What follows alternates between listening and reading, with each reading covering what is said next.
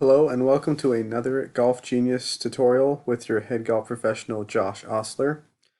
Throughout the year we have a number of events where you may request your own foursome or request to play with another group of ladies, such as this Niners Make Your Own Foursome event, and that will be stated here in the club calendar under the event description.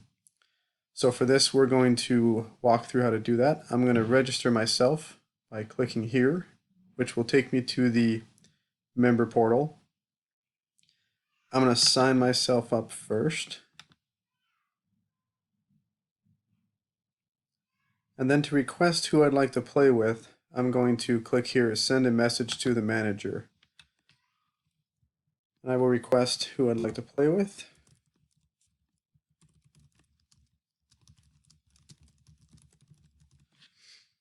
And you can request 1, 2, or 3 other players. And again, for these events, you may also sign up as a single, and we will pair you up with other single golfers. I'm going to click send. So now you've sent a message to the golf shop of who you would like to play with, and that is all you'll have to do.